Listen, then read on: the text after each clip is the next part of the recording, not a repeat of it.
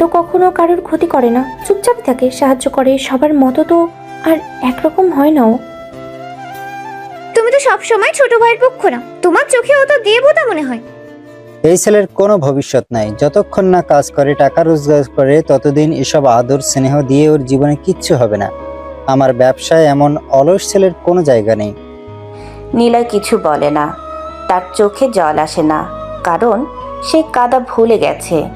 সে খাওয়ার মাঝেই উঠে পড়ে, টেবিল থেকে নিজের প্লেট নিয়ে চলে যায় নিজের ঘরে।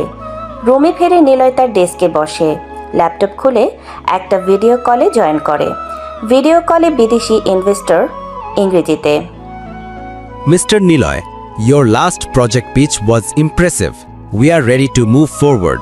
Are you free for a follow-up meeting this evening? Yes, sir.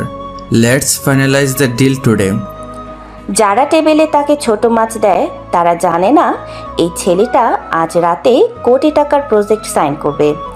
যার সামনে তারা গলা উঁচু করে কথা বলে, একদিন তাদেরই মাথা নিচু করতে হবে।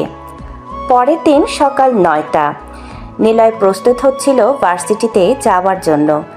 সাদা শার্ট, ঘাড়ে ব্যাগ, পায়ে স্যান্ডেল। সবার চোখে সে একজন সাধারণ মধ্যবিত্ত ছেলে। কেউ জানে না তার পাঞ্জাবির নিচে লুকানো কোটি টাকার বিজনেস আইডিয়া, আর বুকের ভেতরে এক মহাযুদ্ধ চলছে।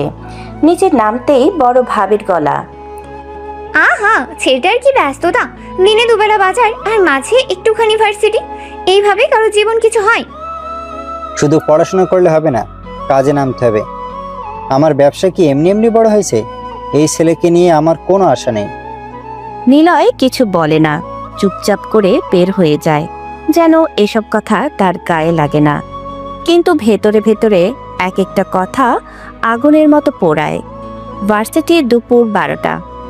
ক্লাস শেষে নিলয় বসে আছে ক্যাম্পাসের এক কোণে বন্ধুদের সঙ্গে। তার পাশে বসেছে ওর দুই ঘনিষ্ঠ বন্ধু শাফি ও তৌহিদ। শোন নিলয়, সত্যি বলতে আমাদের ভালো লাগে না তোর জন্য। তোর পরিবার তোকে ঠিকমতো রেসপেক্ট দেয় না। বাড়ির ছোট ছেলে হয়েও তুই বাজার করিস, কাজের বুয়ার মতো ব্যবহার করে তোকে। আমরা হলে বহু আগে বাড়ি ছেড়ে চলে যেতাম। নিলয় হালকা হাসে। সে জানে ওদের কথাগুলো আবেগ থেকে বলা, কিন্তু বাস্তবতা একটু আলাদা। হাজারটা কষ্ট থাকলেও, হাজারবার অপমান করলেও তারা আমার পরিবার ভাই, একটা রক্তের সম্পর্ক। তাদের ছেড়ে যাওয়া আমার কাছে পলায়ন মনে হয়। আমি চাই প্রমাণ করে যেতে তাদের অবহেলা আমাকে থামাতে পারেনি। তুই অনেক বেশি ভালো, কিন্তু সবাই তোর মতো হয় না রে। তারা তোকে কদর না করলেও তুই করিস, এটা তোর বরত্ব। কিছু মানুষ কষ্ট দিয়ে শিক্ষা দেয়, তারা আমাকে ঠেলে দিচ্ছে সামনে। না বুঝি, তারা জানে না তাদের তাচ্ছিল্যই আমার মোটিভেশন। বন্ধুরা একদম চুপ হয়ে যায়। নিলয়ের চোখে সেই চিরচেনা নীরব যন্ত্রণা, কিন্তু সেই চোখেই একরাশ সাহস, একরাশ প্রতিজ্ঞা। ক্যাম্পাস লাইব্রেরি, বিকেল 3টা। নিলয় তার ল্যাপটপ খুলে বসে। চারদিকে ছাত্ররা পড়ে, কেউ বই দেখছে, কেউ প্রেজেন্টেশন তৈরি করছে।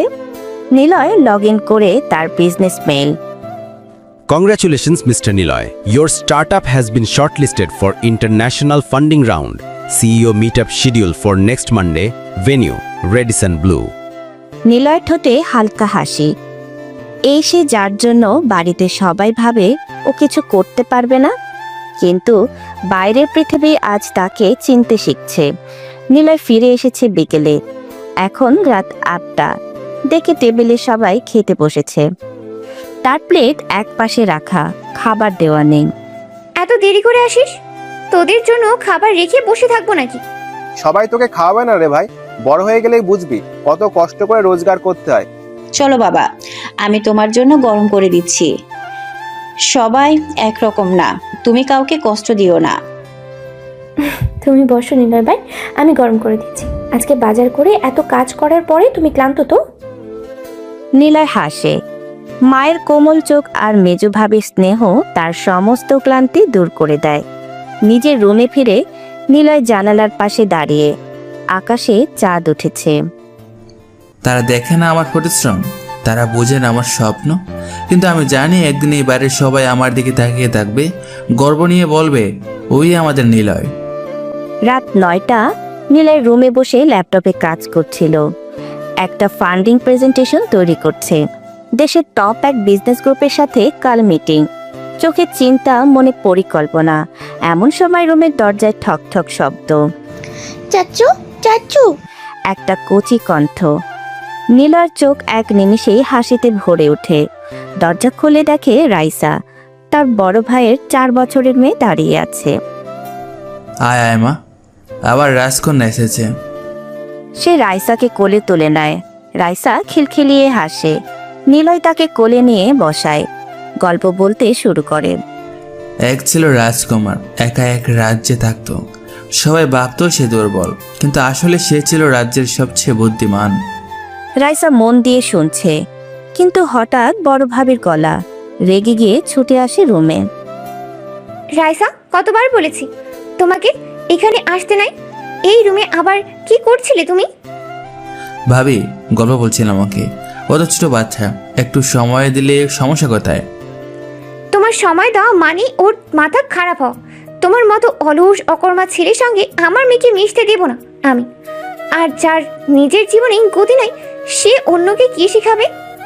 রাইসা কাঁদতে শুরু করে। নিলয় তার কচি হাত ধরতে চায়, কিন্তু ভাবি এক ঝটকায় টেনে নিয়ে যায়। চলো, এসব ফালতু গল্প শোনা লাগবে না তোমার। নিলয় চুপচাপ দাঁড়িয়ে থাকে। তার চোখে জল নেই, কিন্তু বুকের ভেতর যেন পাথর চেপে বসেছে। রাত, নিলয়ের রুমে একাকিত্ব। নিলয় জানালার পাশে দাঁড়িয়ে আকাশের দিকে তাকিয়ে আছে।